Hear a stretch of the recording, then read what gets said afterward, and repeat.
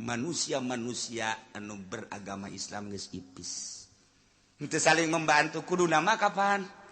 Saling membantu kapan? Al mukmin lil mukmin kal bunyan. Yasuddu ba'duhu ba'don. Mukmin jeung mukmin teh lir teu beda jeung satu bangunan.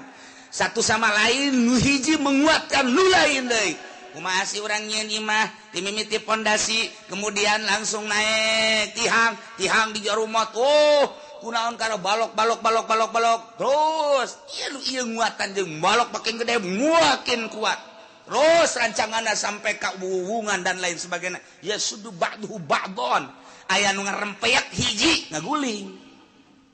itu Kanjeng Nabi geus ngabayangkeun al mukmin lil mukmin kal bunyan mukmin dengan mukmin lain bae sakampung lain bae sadesa lain bae sanagara mukmin lil mukmin internasional berarti kalbunlian hubungan orang jeung urang Malaysia hubungan orang jeung urang Thailand hubungan orang jeung urang Cina hubungan orang jeung Mesir jeung Arab wabeh ngah hiji bagaikan bangunan geus dibayangkeun ku Kangjeng seperti eta kuari urang teu bisa kitu sebagian umat di Indonesia hayang ka Palestina tahan geus di kotak-kotak tidak boleh hayang ke Mesir temenang hayang ke Suriah tidak boleh iyalah akibat geus berhasil kuari Kristen teh mengkotak-kotakan orang-orang Islam geus henteu daya teu upaya urang teh kuari diserang melalui politik kuari politik nu aya di Indonesia teu meunang sakahayang urang dikendalikeun kunyana ekonomi teu meunang sakahayang urang dikendalikeun kunyana budaya teu meunang sakahayang urang kunyana bakal dikendalikeun setik terus kos kieu lah kuari buktina tayangan kuari geus kos kararitu bae sadaekna urang informasi per detik nyaho urang kos kararitu kerusakan kehancuran teh nyaho melalui informasi HP, internet, Google dan lain sebagainya. Ye, urang geus aya di zaman seperti kos kitu. Masya Allah. Nuluikeun caritaan tentang kebutuhan manusia di alam dunia. Setelah Kangjeng Nabi Adam turun di surga ka bumi ku gara-gara kagoda ku setan nafsuna tidak terkendali nu dilarang dilaksanakeun ku Kangjeng Nabi Adam sesuatu perjalanan sebenarnya mah kuari aya di alam dunia ya nek di bumi mun teu kitu meureun eueuh pasar kemis eueuh Cikupa, eueuh Sarwiti. Tapi ku gara-gara kos kitulah kuari aya. Engke bakal baralik deui urang ka kampung asli urang. Jadi urang teh ari asli nama horenganan urang kampung sorga. Oh mantep biasa. Urang kampung sorga sebenarnya mah nu kuari nu ngaran Udin Juned anu kuari teh ngaran Predi nu ngaran Alek eta teh aslina mah urang kampung sorga cak Gusti Allah pan eta teh urang aya kabeh di tonggong Kangjeng Nabi Adam seluruh makhluk nu bakal lahir ke alam dunia dipuatkeun di tonggong Kangjeng Nabi Adam. Cek Gusti Allah turun maneh Adam balik deui ka dieu engke geus datang ka waktu nama balik deui ka kampung halaman engke wah urang teh engke bakal baralik deui ka sorga ulah ka amin kaganggu tante Masya Allah ngan dijanjikeun ku Gusti Allah sakumaha maneh Adam cicing di sorga teh bersih ketika maneh teu bersih pan diusir ku aing ka dunia teu layak jelema nu teu bersih cicing di sorga anak incu maneh ge lamun hayang balik ke kampung halaman kudu bersih teu beunang teu bersih. Iyalah urang kudu bisa ngebersihan awak supaya urang engke balik KTP urang asli Firdaus. Jadi engke aya di dieu ceplokan lurah kampung Firdaus. Si hade engke besi dicoret di dinya aya prak aya KTP kampung Jahanam. Aduh rada ngeri oge. Rada ngeri oge ieu mah nu ngaraji di dieu mah pastilah KTP Firdaus ya. Yes, ya aya ge hiji dua meureun lah. Aduh, inggis ya KTP lah ya besi. Bisa jadi coret aya di ditu kelurahan Jahanam. Pimpinanana eta malaikat Malik. Wow, aya di ditu mah pimpinanna Ridwan. Ngeunah, seri bae malaikat Ridwan. Datang ka kuari malaikat Ridwan mah senyum bae. Masya Allah, ay malaikat Malik betul pernah senyum. Wah, galak. Kejem. Ya, itu bangsa penyiksaan mah algojo ge kan menyeret ngabunuh sori. Itu pantas atuh. Ieu. Kangjeng Nabi Adam teh kuari geus aya di dunia, di bumi kapanggih jeung Siti Hawa. Terus galaksanakeun toab. Tidinya menta ka Gusti jang nyumponan kabutuh-kabutuh di antara kabutuh nu pertama adalah jang nutupan aurat. Iyalah nu kamari dicaritakeun. Ya bani Adam qad anzalna 'alaikum libasan yuwari sawatikum warisha walibasut taqwa dzalika khair dzalika min ayatillahi la'allahum yadhakkarun. Ku Gusti Allah dibere khusus ka Kangjeng Nabi Adam umumna jang umatna supaya katingalina bagus supaya kadeleuna saregep ulah atod-atodan jeung mesemna kadele. Ditutupan yuwari sawatikum warisa endek anu tina pakaian biasa atawa anu tina bulu. Tapi sing hade nu paling hebat mah walibasut taqwa zalika khair. Ngan kabelah dituna ditambahan deui sing hade ya badi Adam malayatinanakum syaitan. Ulah kagoda ku setan sakumaha bapa moyang aranjeun kabeh di alam sorga baheula di kampung halaman sorga teh kagoda ku setan akhirna turun ke alam dunia eta pakaian nu sakitu indahna nu sakitu luhurna pakaian kebesaran surga tita dicoplokeun ku Gusti Allah yanzi'u anhuma libasahuma akhirna turun ke dunia liyuriyahuma sawatihima. Atuh sataranjang takuari Kangjeng Nabi Adam khususna geus dipersilakeun untuk memakai pakaian menang hasil tina tatanen Allah nurunkeun hujan sanggeus tah hujan kemudian jara di breng jara dari tina breng-brengan macem-macem diantarana jadi kapas diantarana jadi hewan tina kapas bakal dijadikeun ieu pakaian-pakaian tina hewan bakal dijadikeun bangsa sutra-sutra jeung kitu pakaian bulu pake Adam silakan jang nutupan aurat dipakailah ku Kangjeng Nabi Adam rapi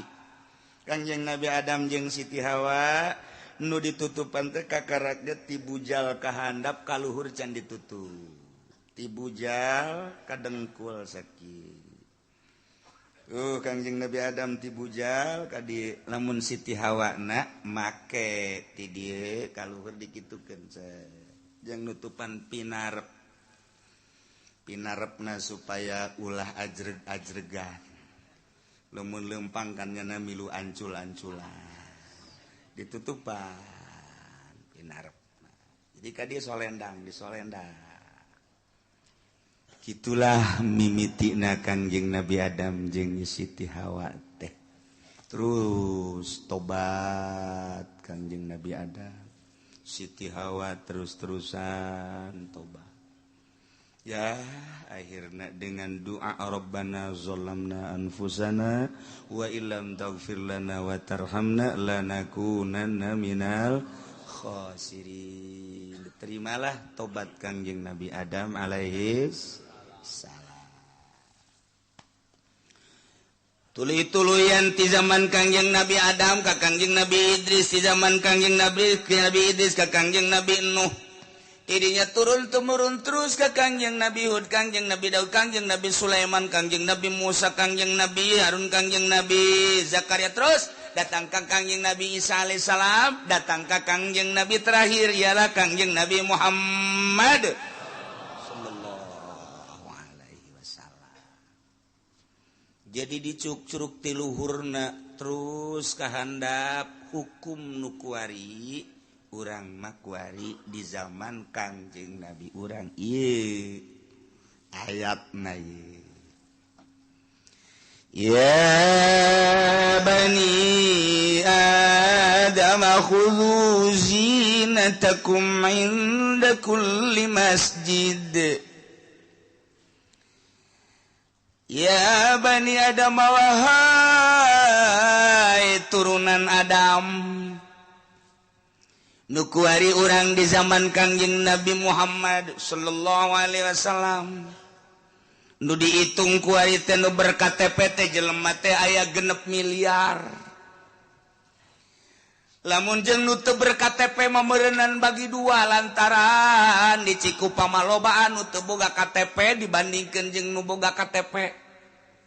Encan di Belaraja, encan di Cisoka. Anu rarapih mah jangan di Sukamantri doang. Rapihnya mah. Pake KTP na ge anu 3 anu 4. Tama penipuan bener. Encan orok, nucan baroga KTP. Jadi ieu di alam dunia teh lamun dihitung kabeh mah meureunanan ayalah sekitar bangsa 10 miliar. Jelema, 5 benua. Benua Asia, benua Amerika, benua Australia, benua Afrika, benua Eropa. 5 benua. Nu paling loba adalah benua Asia. Asia Tenggara, Asia Tengah, Asia Selatan. Wah, pohara di Asia. Ieu jelema teh lain lalagaan loba. Nu paling loba agamana adalah kafir, nu kadua adalah agama teh Islam. Kafir jeung Islam lobaan kafir. Kafir seluruhna, ya Kristen, ya Katolik, ya Protestan, ya Buddha, Konghucu dan lain sebagainya. Islam nomor kedua. Tetapi haris mana tetap baik Islam. Kuari geus mulai ngadu gitu, saling menyudutkan. Di zaman Bush dan nyaritakan bahwa perang ini adalah perang salib. Tantangan berarti kan. Dilanjut kuari Obama nyarita perang salib. Nu dianggap bakal piawai ternyata sarwana. Nyana ngajatakeun perang salib. Tetapi umat Islam masih keneh encan nyaritakeun perang agama. Sebab naon di kotak-kotak di Indonesia menyebutkan perang agama, Malaysia menyebutkan perang agama. Mun keur perang di Palestina hanya orang Palestina nyaritakeun ini adalah perang agama. Mun keur perang di Irak hanya Irak nyaritakeun ini adalah perang agama. Lamun keur di kitu naon ngaranna di negara mana eta keur perang di dinya lah nyaritakeun perang agama. Di luar eta tetep bae teu nyaritakeun perang agama. Suria perang nyaritakeun perang agama. Obama geus nyaritakeun perang salib. Di luar eta teu menyatakeun perang agama. Dis ipis jasa berarti iman manusia-manusia anu beragama Islam geus ipis. Henteu saling membantu kudu nama kapan?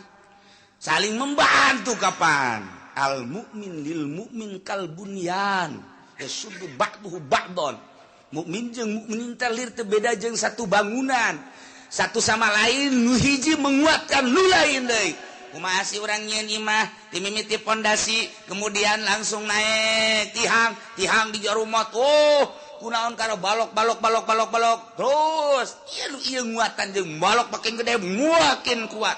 terus rancanganna sampai ka hubungan dan lain sebagainya ya sudu ba'duhu ba'don aya nu ngarempeak hiji ngaguling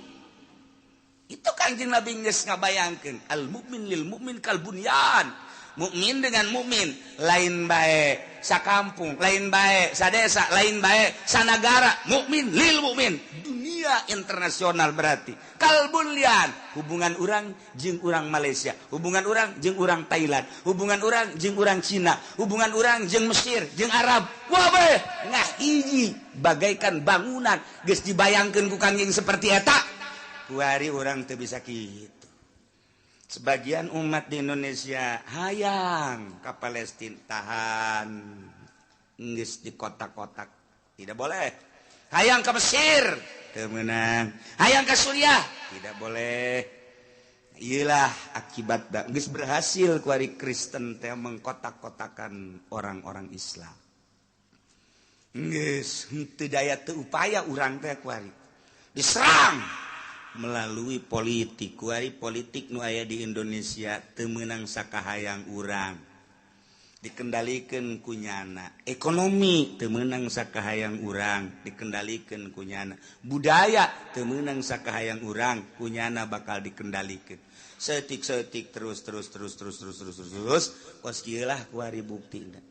tayangan-tayangan kuari geus kos kararitu bae sadaekna urang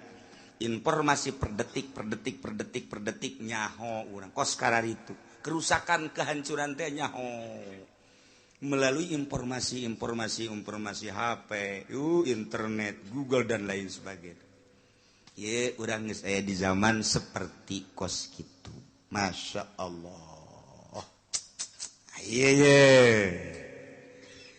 turun ayat ieu sabab nuzul nama lantaran urang jahiliyah baheula teh di mana toab di Baitullah teh sataranjang teu make sahelai-helai acan lalaki toabna ti beurang awewe toabna ti peuting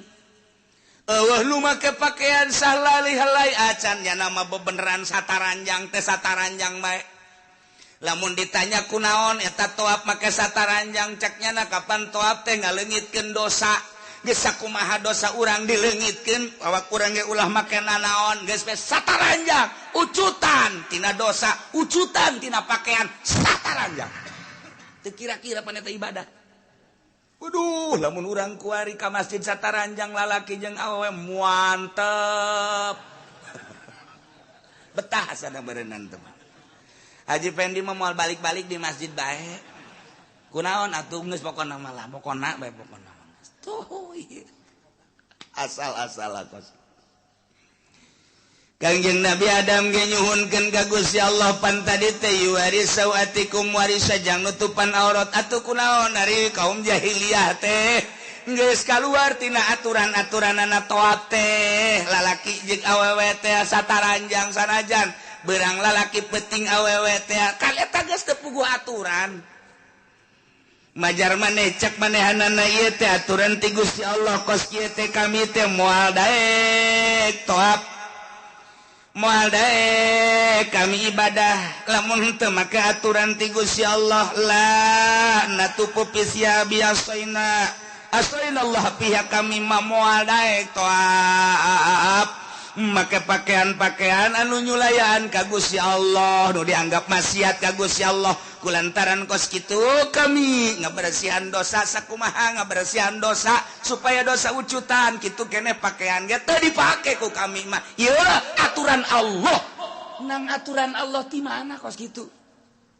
tapi kos kitu bae teh hawa nafsu teh ya Allah numanta Kangjeng Nabi diturunkeun ku Gusti Allah ka dunia diangkat jadi rasul jadi nabi jangan rapih model kos kitu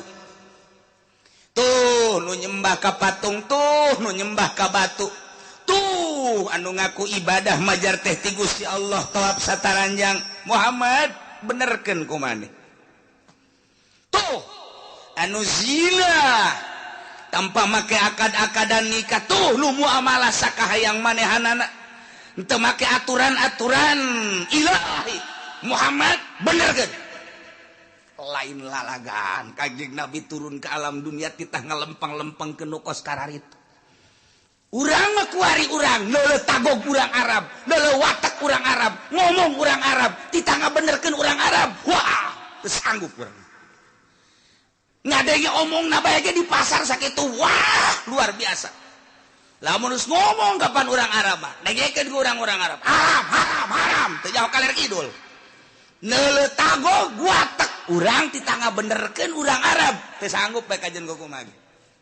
boro-boro dakwah jangan dakwahan orang Mekah boro-boro dakwah jangan dakwahan orang Arab ya nggak dakwahan orang bojong be hese huese nggak dakwahan orang Cikupa nggak dakwahan orang Sepatan komo merono aku apa iku mau kowe deh wis wateke wih gila iku mau wong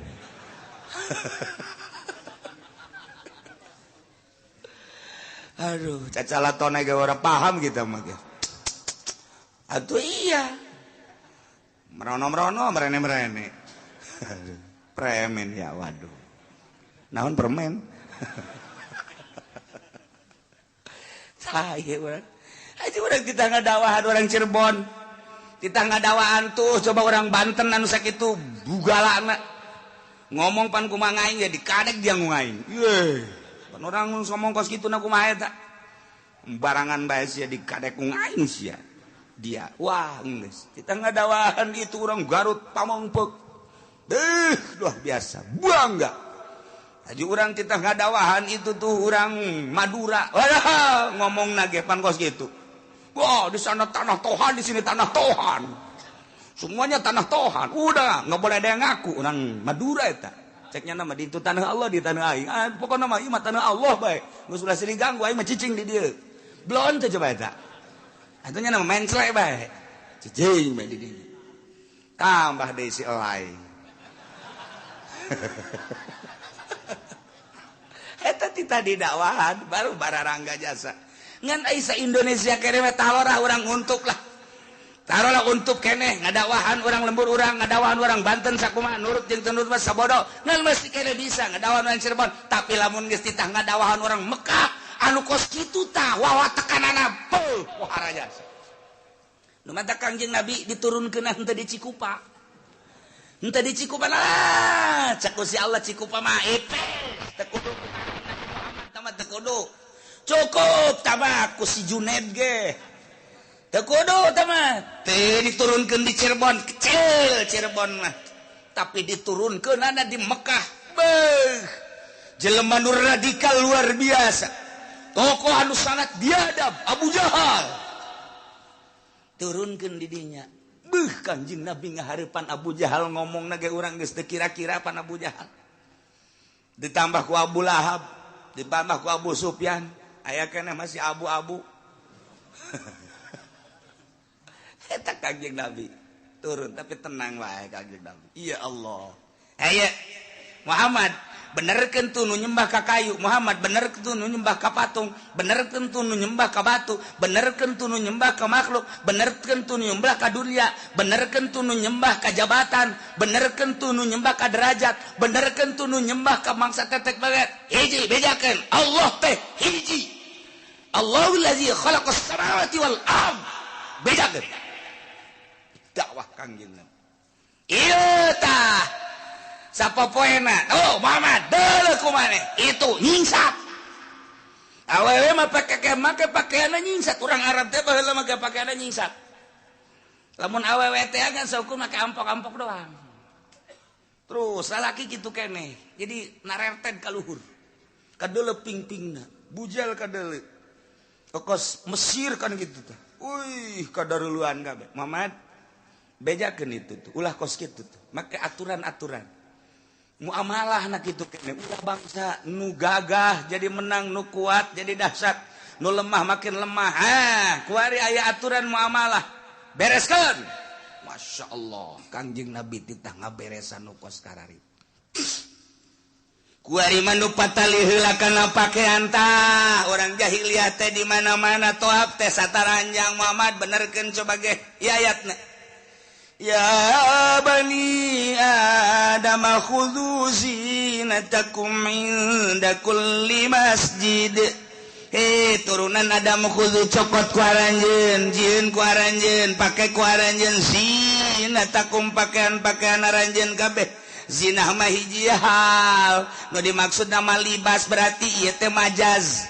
Majaz mursal min itlaqil hal nu diitlaqkeun nama hal zinah tingkahna tapi nu dimaksud nama libasna tuh aya mayasturu auratakum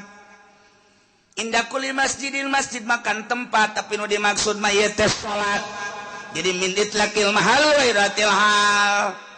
berarti kan majaz kene bae sarua jeung kieu bejakeun Muhammad ke umat anjeun turunan Adam ketika deuk salat deuk tawaf khudzu zinatakum pake pakaian nu sesuai jeung aturan ketika deuk salat tutupan aurat lalaki baina surah war rukbah awewe mah sakabehna iwal kafain wal wajh wal kafain bedakeun bedakan kita ketika tawaf sarua awawet ilal wajah wal kafain lalaki baina surah war rukbah sok tutupan urang deuk salat ku ari mah wajib nutupan aurat dalilna ieu dina Al-Qur'an khudzu zinatakum inda kulli masjid tuh jadi nyaho kapan dalilna ku ari mah eta kok bisa jadi kos kitu teh pan khudzu teh fi'il amr kan al amru ma idza utliqa in sarafa lil wujub ila madalla dalil geus bahasa khudzuna di dieu kudu dibongkar deui Imam Syafi'i mah ngabongkar khudzu teh kieu Imam Malik mah ngabongkar khudzu teh kitu urang mah geus tarima asak bae ku ari mah nyaritakeun para imam-imam mah puyeng ngaji henteu mondok henteu atuh deuk teu puyeng kumaha atuh aja saminggu sakali ge eta ge sesa atuh heula mun teu keur ngabesan jang ngabesan mah teu ngararaji bae tetep kitu ge sesa ge lumayan jang naon ngamahmur-mahmurkeun tukang uduk lumayan ayo kudu zinatakum hese zinahna ge nu dimaksudna kapan libas pake ketika urang deuk salat itu ukuranna mah baina surah war rukbah ulah kadele dengkul ulah kadele bujal dengkul jeung bujal nama tamah lain aurat ngan aurat moal katutupan lamun bujal jeung dengkulna teu katutupan sarua jeung malatimul wajibila bihi fa huwa wajibun kos jembatan anu disebut jembatan nama antara sisi ieu jeung sisi ieu bobolong antara sisi ieu jeung sisi ieu eta ngaranna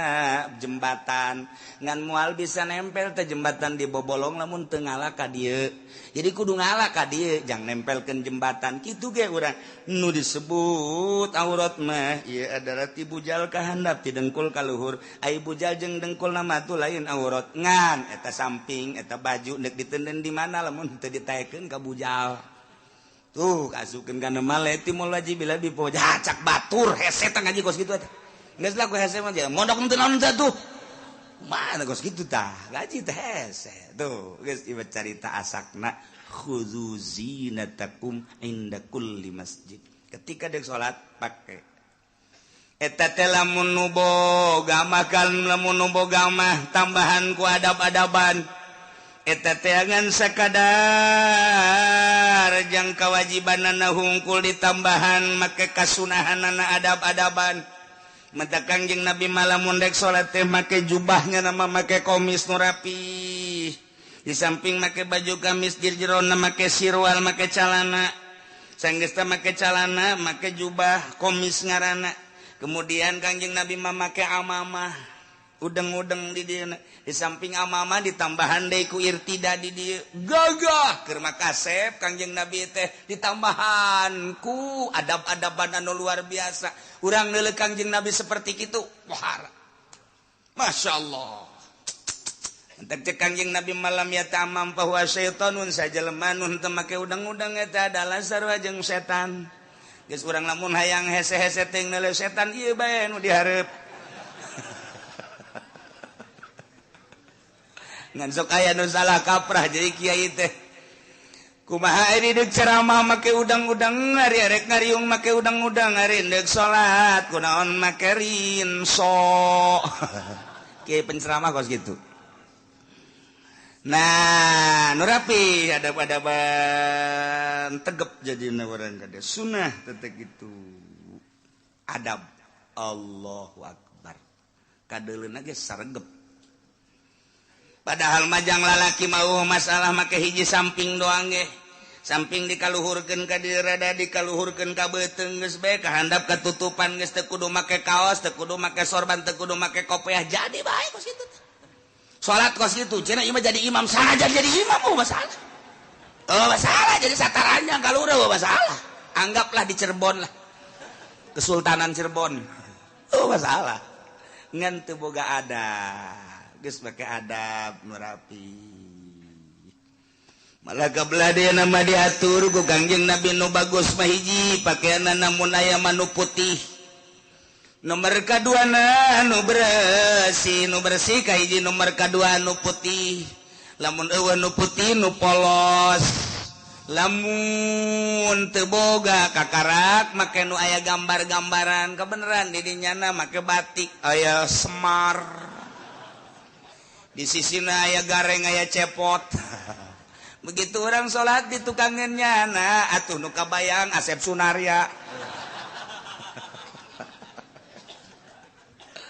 Masya Allah ulah tah itu bagus pakai batik batu mah paranti ka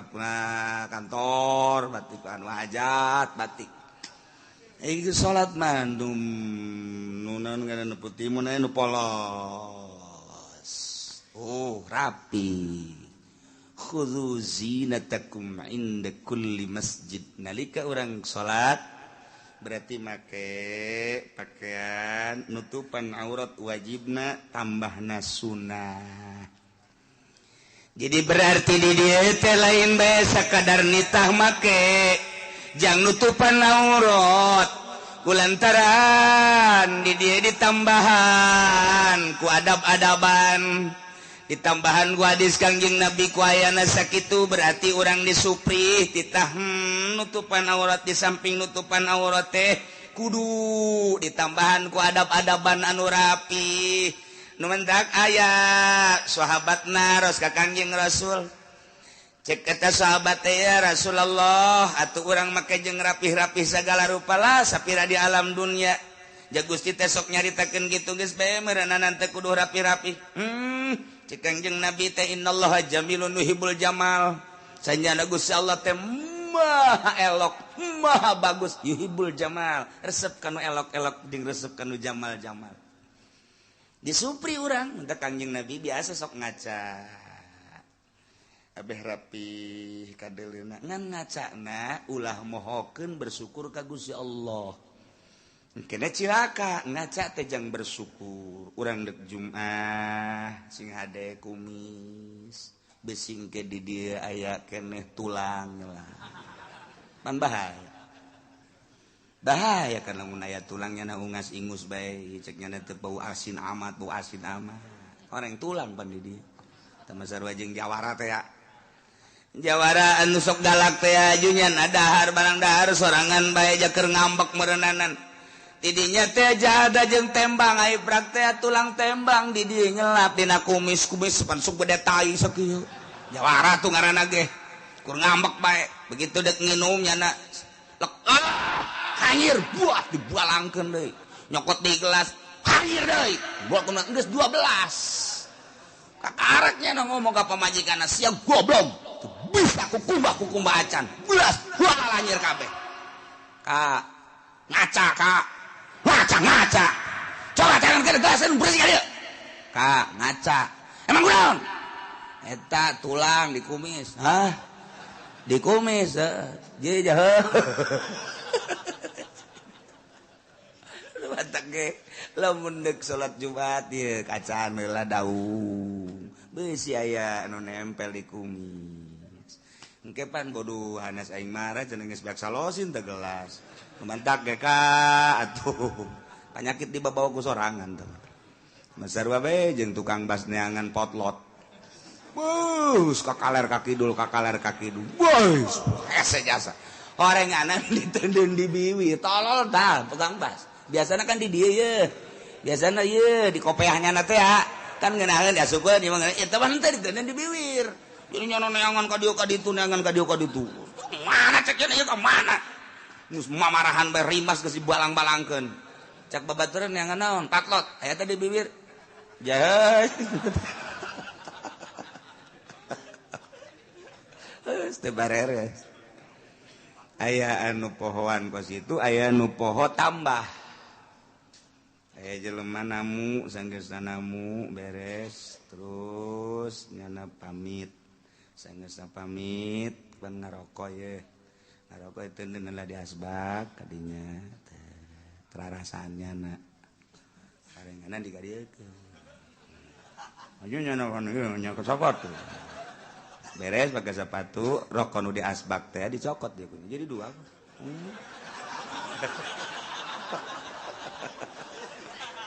tinggal lu boga imah bae bos tolol-tolol ting jadi tamu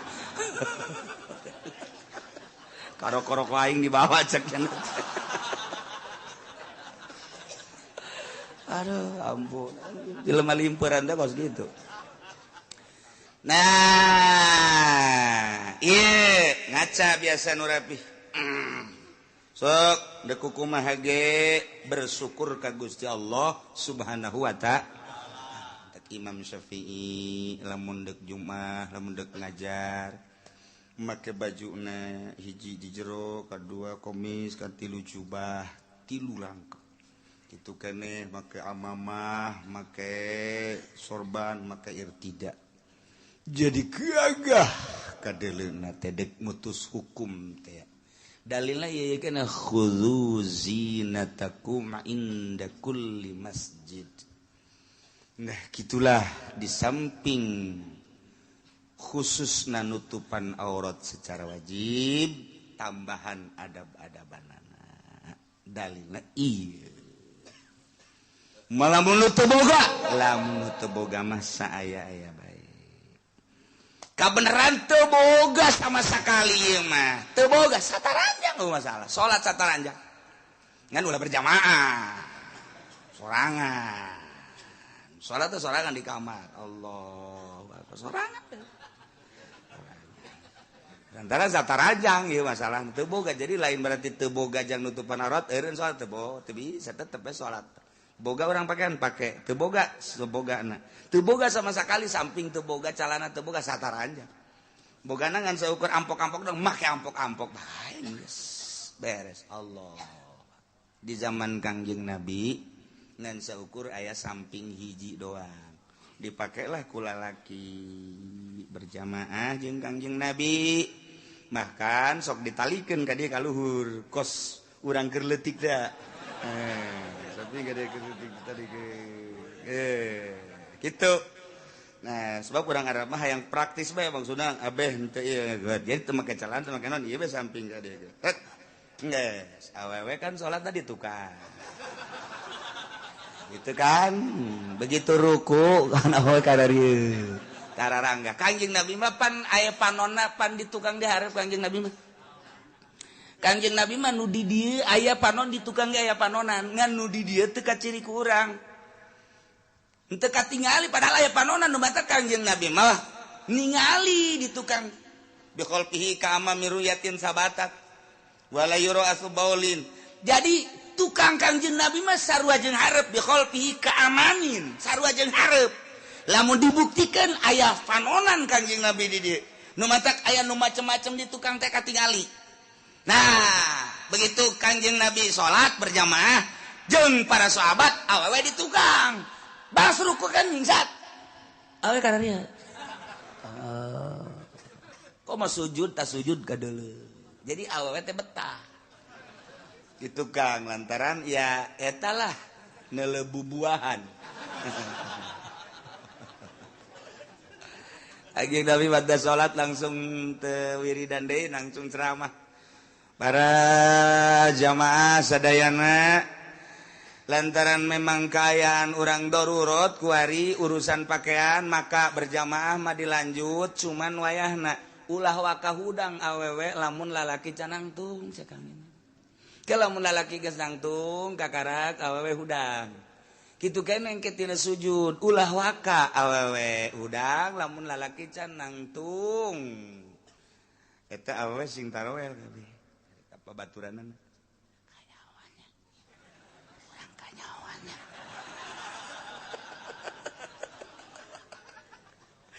sing kalewes kabeh arisin ka Kangjeng Nabi teh berarti kanyawan cenah urang ieu sing eta mah sing harareos kanyawan cenah urang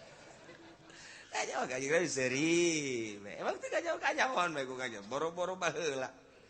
aya keneh Kangjeng Nabi sanajan urang kuari ge sanajan urang kuari maca sholawat pan eta hiji sholawat teh hiber ka Kangjeng Nabi assalamualaikum ya Rasulullah wassalam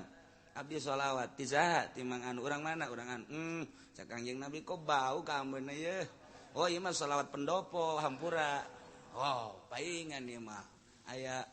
bau-bau bangsa pemerintahan geuning mah sholawat bau Waalaikumsalam ieu saha sholawat ti saha abdi ti kiai anu ieu mah rada seungit ti rada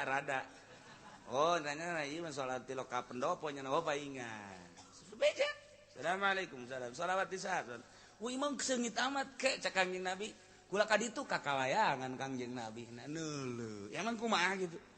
jih bantak kudu dibersihan kita sholawat teh ulah sambarangan assalamualaikum orang di jero mah yang berkat atuh Kangjeng Nabi siap waduh sambarangan sia salam-salam ka aing sia hate teh beres mantap ge nu rapi urang dihadiran ku Kangjeng Nabi cacakan baheula cacakan ku ada atuh baheula kakalayangan Kangjeng Nabi teh ningali nu keur assalamualaikum zainal anbiya assalamualaikum assolazkiya emang henteu laporan ka Kangjeng itu lapor dideuleu nu mantap kaju masyarakat arembungeun di dinya kunaon berarti kan henteu sinergis teu bagus ka ambeuna ku Kangjeng Nabi urang muludan kan embong lah sangheuk aing muludan kanyana emang kunaon henteu lah embung dibawa ta embung bae sebab nu mingpina nu ngayakeunana henteu lillahi taala kaambeul ku Kangjeng Nabi na bau Kangjeng Nabi na henteu ridho geus teu mawaan malaikat ngaulah-ulah ulah waduh jeung berkat 2000 nu datang 200 leg-leg geus ya berkat tah teu kaambeuna lain deui oh emang kumaha gitu sabarangan kudu dibersihan urang maca sholawat nu rapi teu kudu gancang-gancang nu aplen tapi nu mantep Kangjeng Nabi kan neuleuh oh jai horenganan sholawat nu salam ka aing teh kadeuleuh tengah peuting oh bener penundutan cek Kangjeng Nabi teh waduh teu kuateun cek Kangjeng Nabi waduh juga goler kieu cek Kangjeng Nabi oh budak balik deui ka Madinah lah cek balik deui diantepkeun molor di dinya Allah karim urang lamun nyaritakeun tentang ibadahnya urang mah kan kakarak datang ka babacaan teu boga pikiran ku kumaha bahkan paling urang mah ye babacaan dihartikeun ye susah kitu encan boga rasa kapan lamun geus boga rasa mah bakal napinuh ku adab jeung isin sebab naon urang keur carita Kangjeng Nabi dihadiran ku Kangjeng Nabi isin karena mun urang salah belah dituna urang teh kapan dihadiran ku Gusti Allah cak Gusti Allah wa nahnu aqrabu ilaihi min hablil warid kaula leuwih deukeut ka anjeun hei manusia tibatan urat genggerong aing teh deket jasa ka sia atuh sia sing ada sia teh keur bareng jeung aing deket aing ka sia ilmu aing ka sia nyaho aing ka sia teh keur dibarengan ku aing nu mantak tah lamun geus boga rasa urang babarengan jeung Allah isin salat ketungguan nya salat teh Allah ih cakal si salat ka saya geus assalamualaikum cepet amat salat wah ieu tapis jumping gitu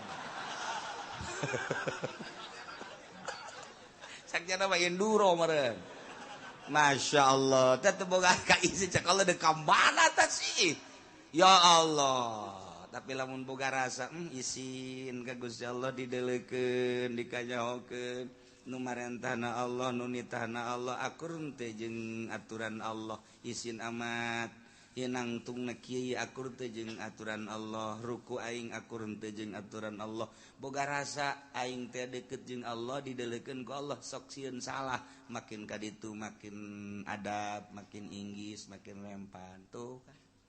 makin sieun ka Gusti Allah atuh Allah na deukeut wa nahnu aqrabu ilaihi min hablil warid nu leuwih deukeut ti aing geus teu kudu mikiran naon ja aing sia deuk ka makhluk lagi nangieun aing cek Gusti Allah sia minta tulung ka makhluk deuk naon minta tulung ka makhluk jen nu leuwih deukeut mah aing itu genang aing ngagerakeun atuh banyak ka aing geus we ka Gusti Allah tah urang lamun salat ti penting Allahu akbar aya sieun ka kunti anak kunaon sieun ka kunti anak cek Gusti Allah kunti anak teh makhluk aing ngagoda sia digoda kuat henteu pan sia mah keur jeung aing baca auzubillahi minasyaitonir rajim cek Gusti Allah kunti anak hiber ayo baca auzubillahi minasyaitonir rajim aing ge bisa sial kunti anak nang tangan goblok jasa orang ada teu husu urang da teu asup ka hate tah pokos kitu mah tapi lamun boga rasa jeung Gusti Allah sieun kabeh malah nang tangan kunti rombongan ka dieu sia rombongan ka dieu ulah sok soranganan bawa bapak kolot sia aki sia incu sia hayu ka dieu aing sakalian paeh di dieu ye hawa kasih lamun geus urang boga rasa wa nahnu aqrabu ilaihi min hablil warid aing teh kapan leuwih deukeut ka sia jadi sia teh jeung aing atuh geus kumaha masyaallah tak urang mah kakarak datang kak kitu babacaan adab dipaksa melalui syariat can boga rasa lamun geus boga rasa lain deui ke ibadah lagi wa kulu washrabu wa la tusrifu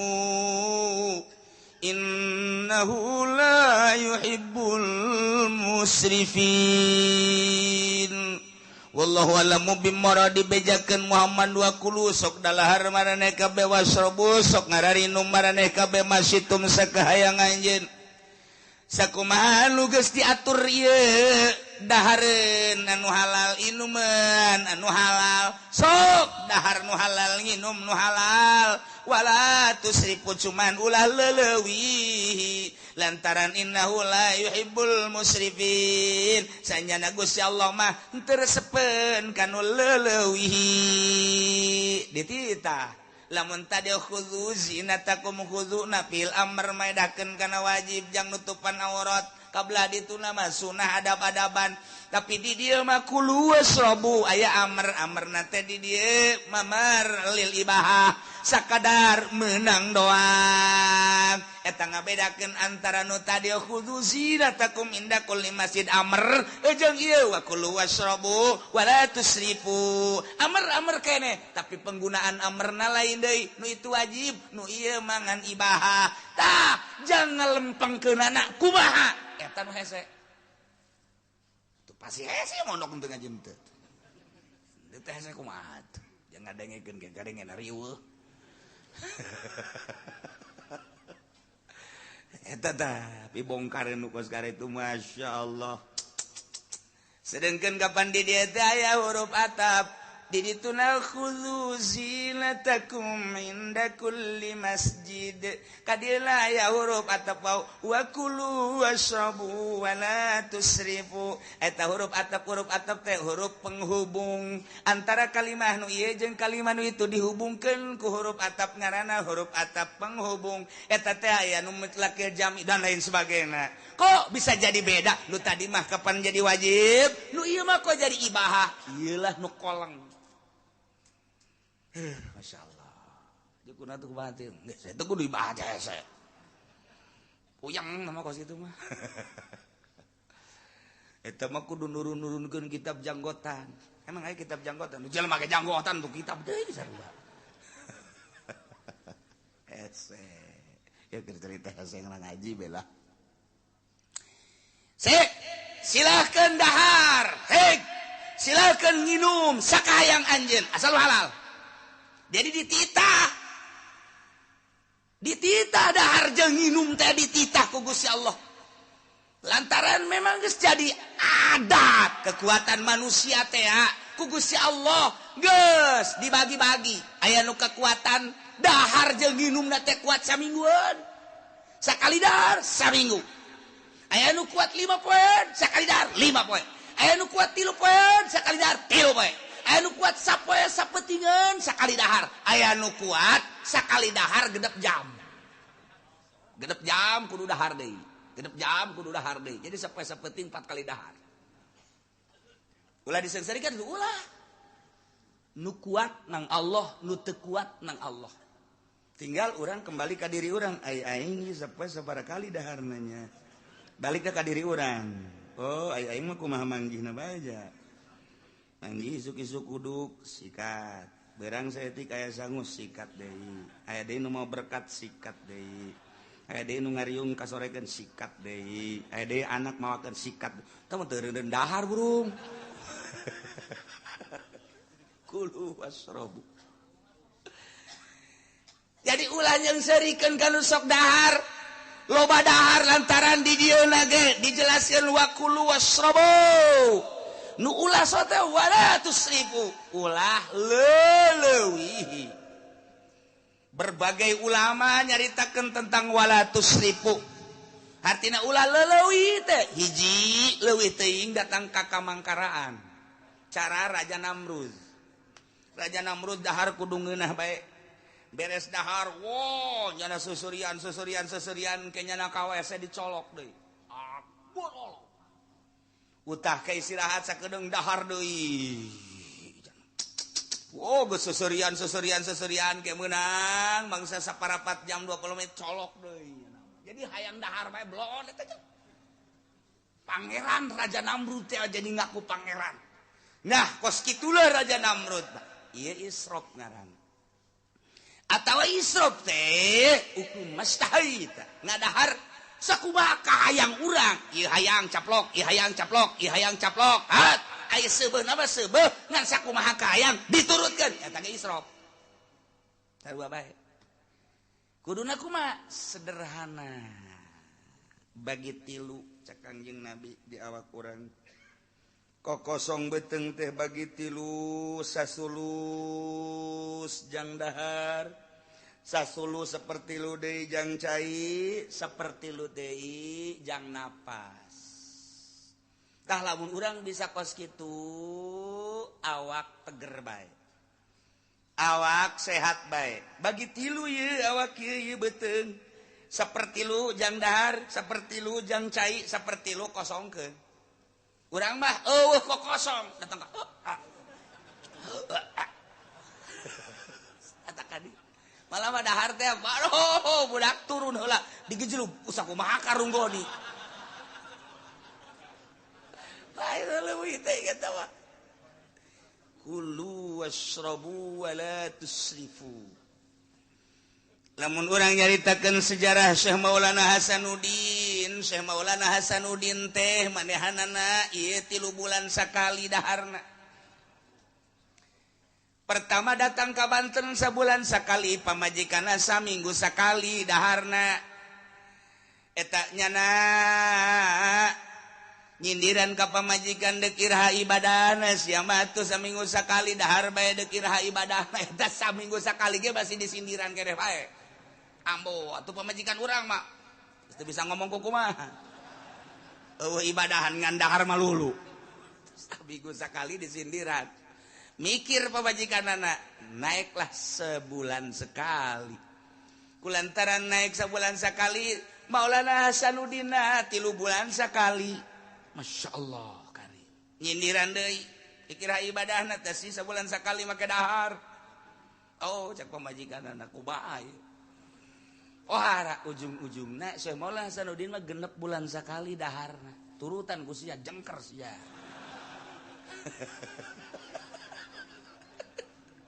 ulah saturut-turut dah lamun aya hiji waliullah lamun aya hiji jelema suluk lamun aya hiji jelema ndek ibadah ka Gusti Allah 5 poe nya nan candahar kabeneran geus 5 poe candaharnya na ngomong aduh beteng lapar amat 5 poe teu dahar nyaritakeun beteng lapar eta teh cak guruna sia ulah ibadah suluk di pasar sia cicing 5 poe sia ngarasa lapar ulah suluk sia cicing di pasar dar bae sia eta 5 poe ge teu meunang nyebut lapar jelema deuk jadi wali mah teu meunang henteu meunang geus bae urang mah pan lain 5 poe urang mah lain 5 poe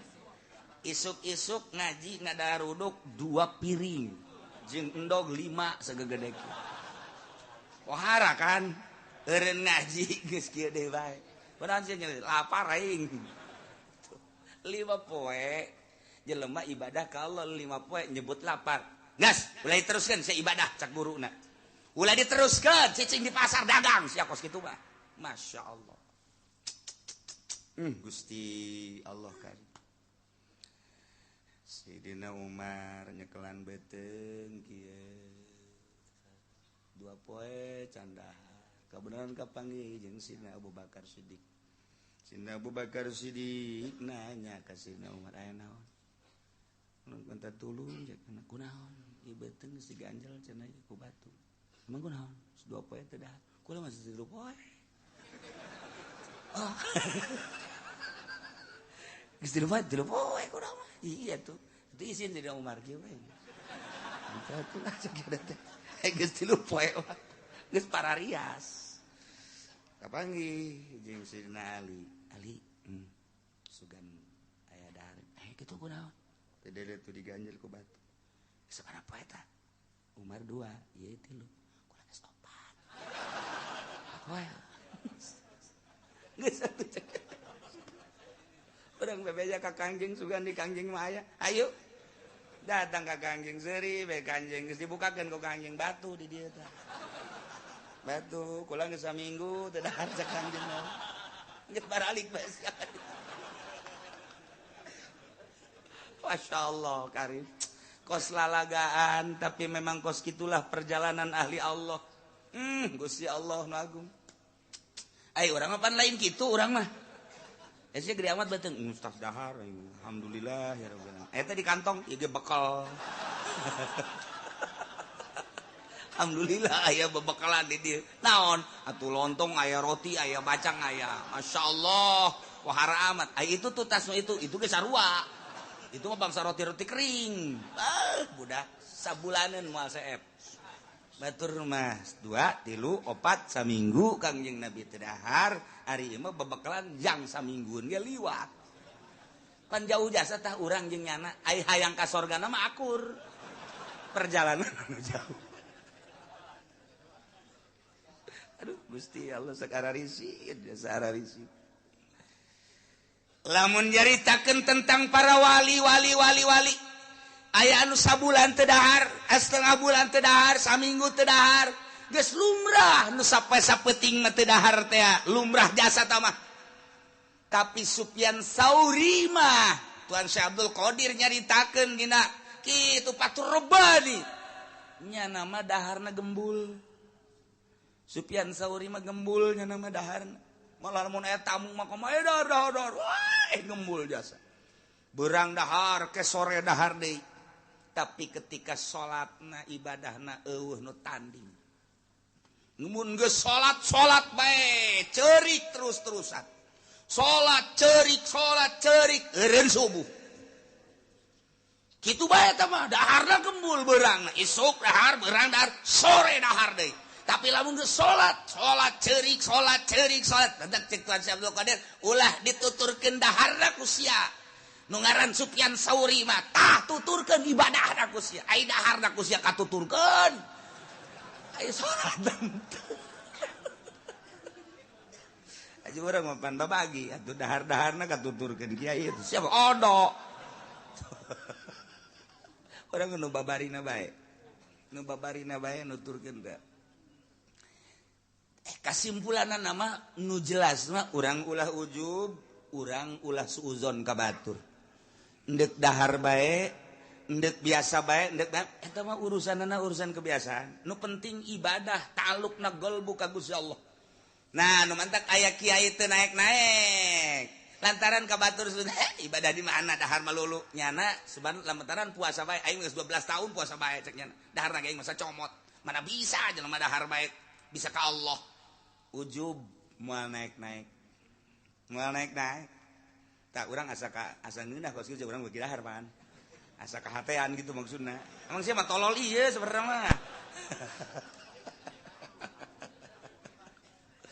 itu geus dibabagi. Nah, kulu silahkan dahar nu halal, wasrobu silahkan minum nu halal masyitum sakahayang anjeun, cuman wala tusrifu ulah israf ulah leulewihi. Nu mantak cek Kangjeng Nabi iyakum wal batnah minat ta'am syarab. Sing hade maneh ulah seubeuh teuing dahar, ulah seubeuh teuing nginum cek Kangjeng Nabi. Painaha mufsidatun lil jasad murisatun lis saqam mufsidatun anis shalah lantaran seubeuh dahar seubeuh nginum ngarusak kana jasad ngawaris kana gering jeung mumul kana salat coba ge urang tas magrib dahar subuh jasa subuh nginum subuh jasa haju ngadenge suara azan Allahu akbar aduh ge Allahu Akbar rokok ditenten di asma la ilaha illallah teu nyaho tak la ilaha illallah ngan datang ka asyhadu anna muhammadar rasulullah peureum urang eta teu nyaho la ilaha illallah pamajikanna mah pajar Ki Haji salat teh ka masjid beres di sepi pan tok trok aing geus beres teh kaji suga teh ka masjid orenganan ambo rokok kena samping kabelem tak aja oplok diudangkeun ka bos kaji udang beak ta samping tak rokok ye emang geus adzan lain geus adzan dia jam sabaraha emang teu ka masjid ji adzan geusan aya adzan geusan teu nyaho eta seubeuh teuing dahar seubeuh teuing nginum atawa teu dahar teu nginum sarua Allahu akbar teu dahar teu nginum lapat sarua ya bae sarua la ilaha illallah jadi urang mah lapar teuing hees seubeuh teuing molor oh benerna oh bener tak ada manteke iya kumal bata minat ta'am masyarakat ulah sebeting sebenahar sebelum ngarusak kada jasad ngawaris kada gering eta teh jasad teh rusak gering akibat tidak makanan komo ayeuna makanan kimia mah jeung mawa kesel mawa mumul kana salat mantak wa alaikum bil qasdi fihi ma maneh kudu sedengan cek Kangjeng Nabi dahar jeung nginum teh fa innahu aslahu lil jasad sedengan teh ieu ngabereseun kana awak wa abadu minas sarab jeung ngajauhan tina leulewihi wa annallaha ta'ala la yabghudul habras sabil Allah pang bendu-bendueunana ka kiai nu lintuh cek kiai sia atuh ini dina kaos kieu tuh kumaha tuh wa innallaha la yabghudul habras sabil sanyana Allah bendueun jasa ka ustad ka kiai nu awakna lintuh ku dahareun maksudna loba dahar bendueun Allah cacak-cacak nyana jadi kiai loba dahar komo mun teh jadi kiai asana ieu mah ye boga restoran masalah wa annar rajula la yahlaka hatta yusraba syahwatu andin sanyana hiji jelema bisa ngarusak bisa rusak dirina lantaran nyana syahwatna ieu ngelehkeun kana agamana nah dibere ilmu dititipan ilmu tapi pikiranana kana dahar bae kurang kana agama tapi lamun kieu mah dahar aing nginum aing jang negeran agama aing mah deuk dahar deuk namateun Al-Qur'an aing deuk dahar deuk nginum deuk salat aing 100 rakaat tengah peuting pokona mah aing deuk dahar deuk nginum nu seubeuh jang mutolaah eta mah masalah kos kitu mah masalah ieu mah lain pan asal dahar seubeuh nginum seubeuh haju bae sakumaha kotok deuk endogan plok plok plok plok plok ukul dingeunah-ngeunah pananggalna kitu geus teu nyaho inget bumi alam ieu dahar ayat carita dina kitab ajaib karangan Imam Karmani aya dokter Nasrani tabib Nasrani nanya ke Ali bin Husain bin Waqid, ya Ali, laisa fi kitabikum min ilmi tib syai'un. Kitab anjeun mah kitab Al-Qur'an eueuh nu nyaritakeun tentang ilmu kedokteran sakmet ge eueuh. Beda jeung di kitab kami Injil. Dina Injil diterangkeun wal ilmu ilmani ilmul abdan wa ilmul adyan. Ilmu dua, aya ilmu patali jeung awak, ilmu kedokteran, aya ilmu patali jeung agama, syariat. Injil mah tampil dengan prima. Ku kami setelah diteliti di Al-Qur'an, laisa fi kitabikum min ilmi tib. Nu patali jeung ilmu kedokteran. Lamun nanyana ka urang heuheuhan. Tapi kulantaran nu ditanyana cucu Kangjeng Nabi Ali bin Husain bin Waqid. Begala lahu, sambarangan. Qad jama'a Allah Ta'ala tiba kullah fi nisfi ayatin min kitabih. Allah geus kumpulkeun ilmu kedokteran, seluruh ilmu kedokteran. Teu kudu loba-loba dina Al-Qur'an, sapotong ayat. Dengan sepotong ayat, seluruh ilmu kedokteran tercakup. Injil mah kudu babarabayan, yola, loba teuing. Hese nalarna Al-Qur'an setengah ayat, seluruh ilmu kedokteran aya. Weh. Sak dokter parah amat sih.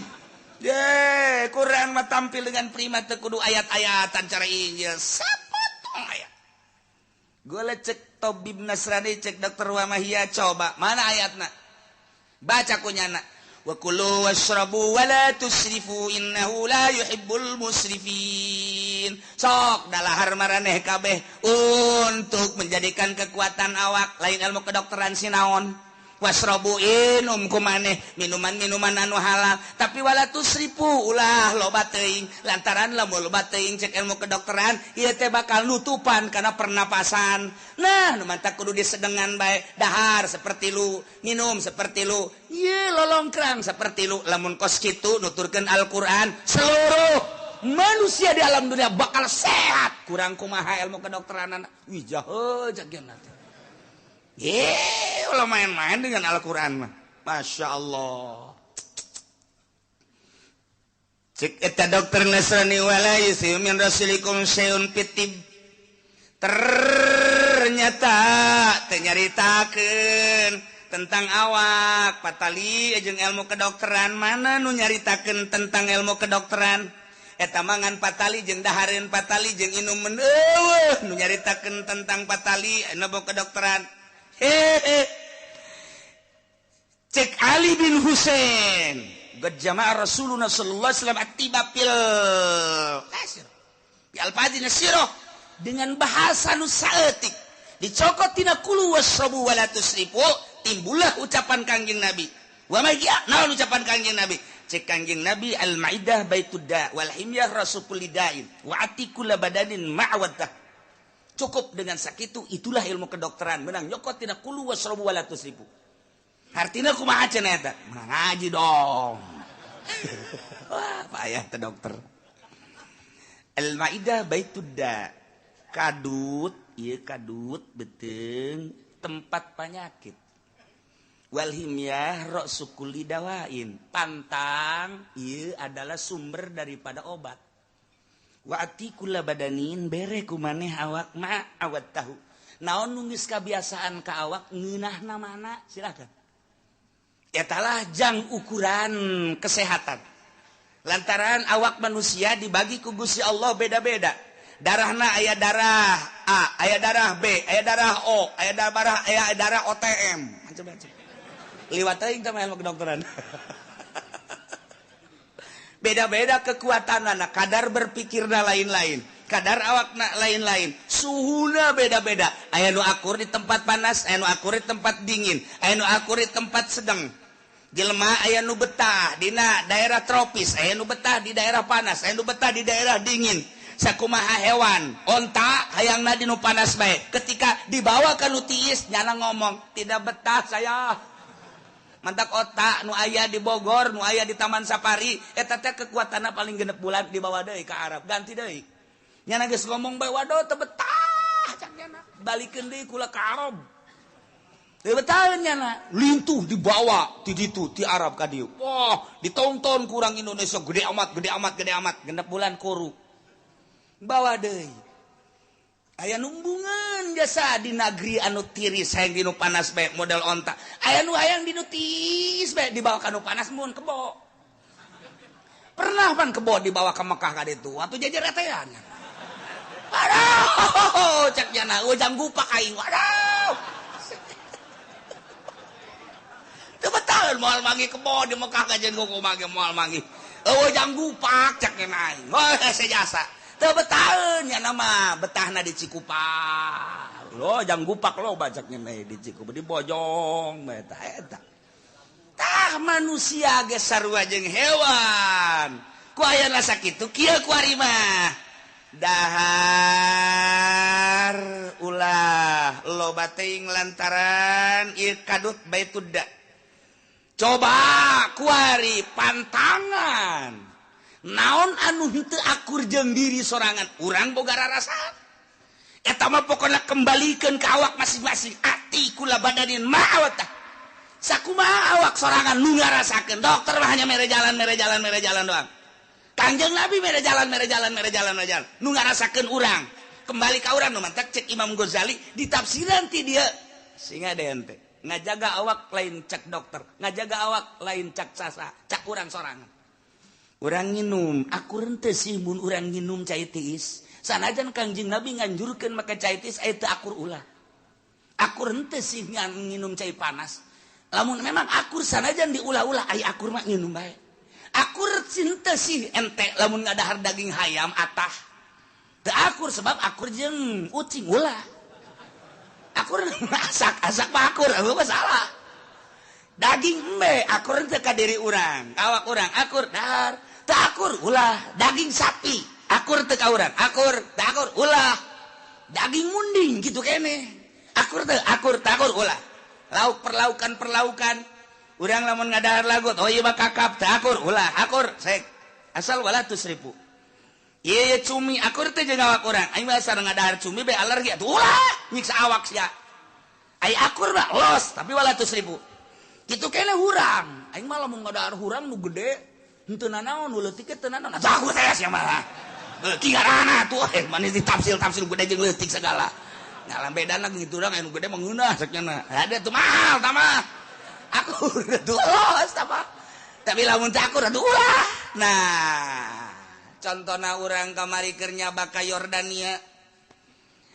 geus lapar beteng teh isuk-isuk tarurun ti hotel teh ti kamar ke tempat resepsi weuh geus dihayalkeun dahar pasti ngeunah jasa barang datang ka handap teh dahareun teh masyaallah caknya nama meureun bagus jasa horenganan teu aya beda di Mesir di Yordan kos karari itu bae nu kaluar teh potongan nu kaluar isuk-isuk teh asa gede kieu koneng percis mun dibayangkeun ku urang kos eta asal dek dahar bae satu sisi beteng lapar di sisi lain pasti kapanggih jeung eta deui bener bae percis potonganna kos eta ngan dicorok doang gitu barang ngalat teh sok aya ngahayal saeutik akur amat ye gedena jeung konengna akur kulantaran eueuh deui dahar dia dipaksakeun ku urang sanguna teh akur jeung sangu urang sayur teh akur jeung sayur urang letahnyana jeung letah urang teu pan beda atuh tungtung nama sanajan daging sanajan sayur untung be aya anu mawa teri dicampurna jeung teri kede bae tah ieu letah akur dan nu mana akur kumaha urang Arab mah dahar jeung roti urang Arab mah korma teh dahar coba paksakeun ku urang-urang dahar korma jeung roti isuk-isuk bahasana jam 11 pengen cret kajian kumaha ge tuh beda tuh kan nah mantap ieu ati kullu badanin ba'watah sakumaha kabiasaan urang naon wa akur asal walatus ribu kurang kumaha cek Ali ke dokter Nasrani kurang kumaha untuk menjaga badan satu makan yang sesuai dengan badan masing-masing dan jangan terlalu lebihi waduh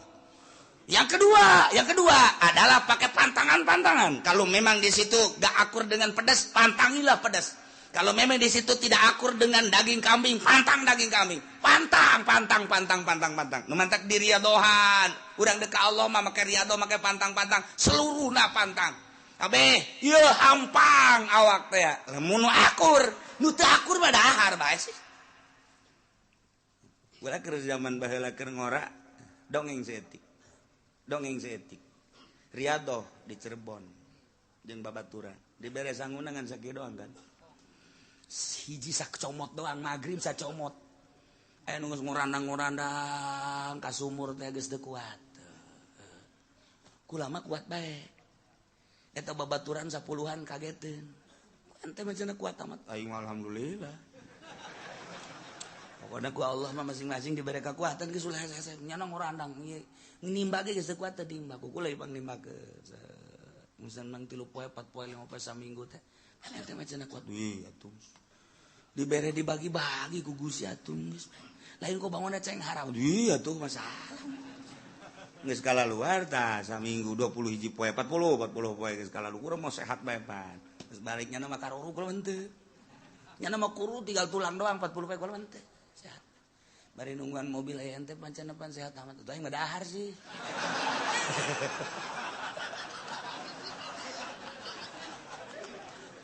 jadi teu kajawan moal aing moal kanyahoan pan itu bisa kos gitu pan dahar ge diluluskeun bae teh ku kiai atuh lain deui aing mah dahar teu kanyahoan ku kiai di aing ge nyaho kiai ge dahar itu aing mah atuh kompetisi jeung kiai ulah sok nipu awak aing teh inget ka ieu atikul badan mawat tau dipaksakeun sacomot sakieu urang teu kuat ngomong pae aing mantak beres tah zat meme salat isya kula mah ka warung heula geus tungguan sia di dieu ka warung dah cepet dahar bangun teu dahar teh kitu bangun teu dahar datang ka kuari nya lamun inget sok marah udah siap nipu aing ngadena aing teu paeh cek nya tuh urusan pribadi tuh kos gitu Pak tuh aduh aing tasbih ragag deui mangkani kita maca kulu pan sapeuting 1000 pan ragag kocrek kodas ya orang wiridan teu beres awak teu beres ai urang mah tegep atuh biasa kulhuna ge 4 bismillahirrahmanirrahim qul huwallahu ahad Allahu samad nyana ge kageteun sia tanaga gede amat cenah aduh dahar jinganan nipu tau pas gitu itu kuat udah sih kepaksakan akur orang ternyata diluluskan ku kiai lulus seknya hasil isi horohna lulus tuh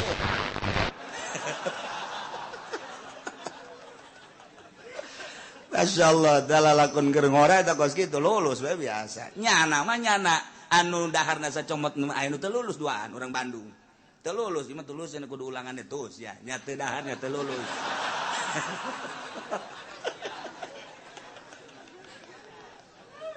Masya Allah iya ya pantang panjang lamun di non gitu ngaranna dipetakeun praktekna bahasa Kangjeng Nabi Al-Maidah baitud da wal imya rasukul dawa wa atikul badan ma'awata panjang Imam Ghazali nu nerangkeun panjangna Masya Allah pohara jasa dokter teh akhirna pakola cak dokter Masya Allah macaroka kitabukum wala nabiyukum jalinus tiban pohara amat horenganan kitab anjeun teh ngaleuwihan dokter Jalinus pan sumber ilmu kedokteran teh Jalinus ngaranna dibejakeun tah seluruh ilmu kedokteran teh dina Injil di Jalinus berarti ngaleuwihan kitab Jalinus ieu pohara jasa Al-Qur'an akhirnya asup Islam nya tuh batur mah kos kitu debat lantaran ikhlas dijawab sapotong ayat kulu wasrabu wala tusrifu innahu la yuhibbul musrifin asup Islam Masya Allah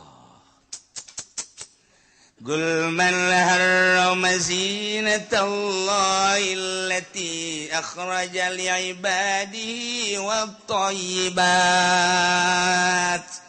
lantaran ti ditu nagasa potong ayat atuh urang ngaji nagasa potong ayat wallahu alam bissawab Allahumma ya qadiyal hajat Allah